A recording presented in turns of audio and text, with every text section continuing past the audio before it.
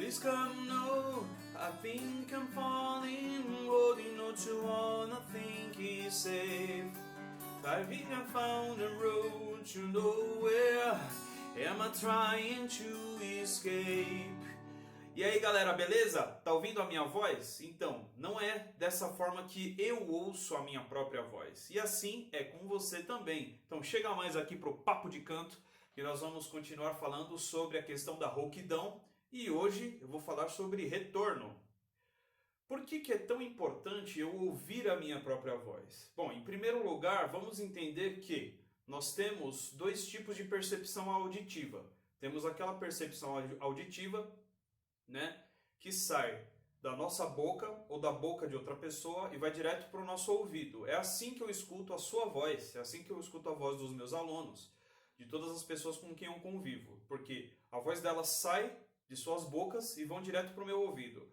No nosso caso é diferente, nós temos a mistura dessas duas percepções, porque nós ouvimos a nossa voz mais plena, mais cheia, porque nós ouvimos a ressonância de dentro do nosso crânio, ou seja, nosso ouvido interno, e ao mesmo tempo sai da nossa boca e volta para o nosso ouvido, naturalmente. Ou seja, a ideia que nós temos da nossa voz, ela é muito mais encorpada, muito mais legal, muito mais brilhante, mas essa não é a realidade. Portanto, é necessário que uma fonte externa de som venha diretamente para o seu ouvido para que você tenha percepções mais realistas sobre a sua voz. Bom, isso é um aspecto interessante, porque se eu estou tocando na noite e não consigo me ouvir por diversos motivos, pelo próprio som ambiente, não é? Pelo barulho das pessoas em si, ou justamente pelos outros instrumentos com os quais eu estou concorrendo, que provavelmente serão mais potentes, mais fortes, já que estamos falando de instrumentos ligados na tomada, né? São alimentados eletricamente, então a gente não tem como competir com tudo isso. Portanto, nós vamos sofrer consequências musculares, né? Fisiológicas, se a gente não ouvir o nosso próprio som. Por isso a importância do retorno. A questão é, todos nós só produzimos aquilo que aprendemos. A gente só fala o português, né? Porque a gente ouve desde criança e vai aprendendo a fazer esse som. Se você nunca escutou um som de um idioma, por exemplo, e vai tentar aprender esse idioma, o que acontece? Você vai sofrer até você se adaptar. Então tudo que nós produzimos é aquilo que nós primeiro absorvemos, depois reproduzimos, não é? Se eu não ouço a minha voz, eu instintivamente vou me esforçar mais para poder escutá-la. Então eu vou forçar, né? Vou fazer um esforço, vou gastar mais energia, porque instintivamente, você pode perceber, se você estiver num lugar com muito barulho e tentar conversar com as pessoas, não adianta, instintivamente você vai forçar suas cordas vocais. Depois você vai se tocar que ficou rouco. Nossa, eu falei muito ontem, né? Por quê? Porque o lugar estava cheio, eu fiquei rouco porque tentei forçar a minha voz. Então, o que acontece? Se eu não tiver o retorno, né? Isso eu estou falando numa conversa informal, mas imagina cantando em vários tons, grave, agudo, é necessário que eu me escute. Por isso a importância do retorno. Muitas pessoas que, apesar de trabalhar na área da música, nunca cantou, por exemplo, nunca vai sentir a agonia, né? O esforço que o cantor sente na hora do retorno. A gente brinca que o Tim Maia falava mais retorno, mas só quem está na nossa pele sabe que a questão é que se eu não me ouvir, eu não consigo produzir, não consigo ter a mesma produtividade, tá certo? Por isso a importância. Aí tem a outra questão, tem músicos que não suportam usar retorno de ouvido, por exemplo. E aí recorrem aos retornos de palco, sem problema, o importante é se ouvir. Muitos músicos não estão acostumados com a própria voz, devido a esse fenômeno que eu expliquei no início aqui da aula.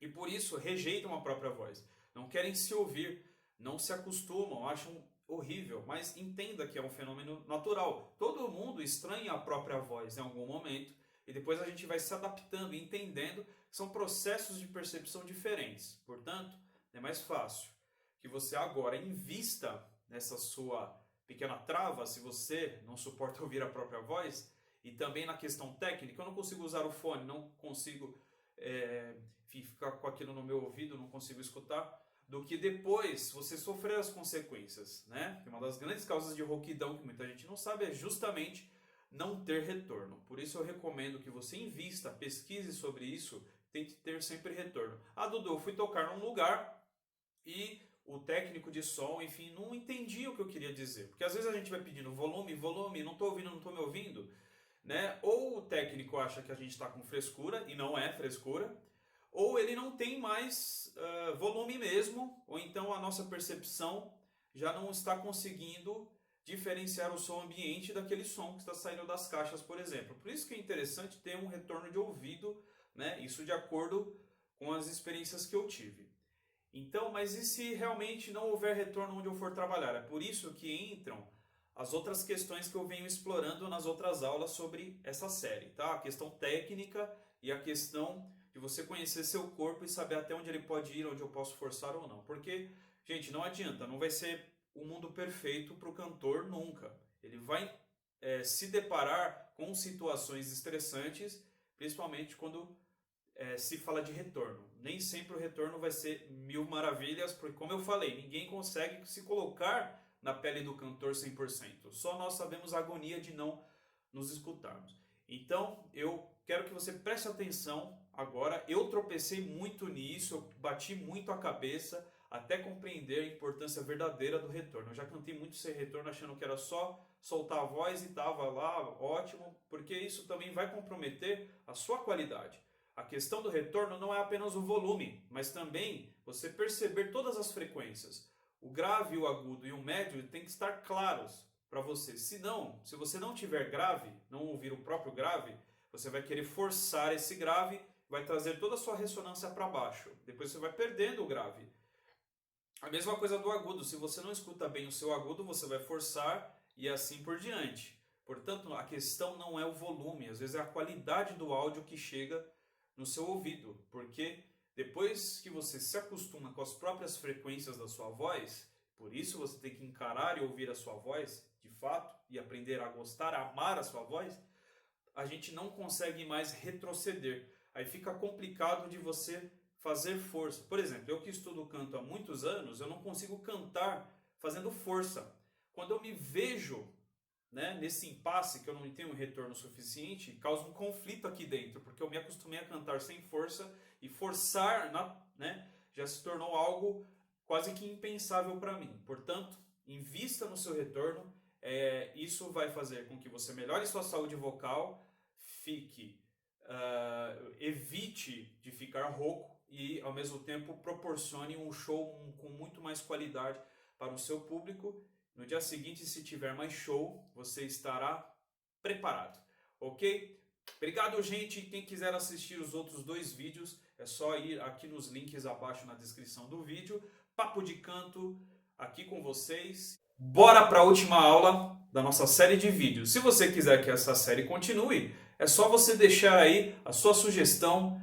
Fale sobre a sua angústia, por que você faz tudo o que eu falei e ainda está rouco. Então, mande aí a sua sugestão. Falou, galera. Até o próximo Papo de Canto. Valeu!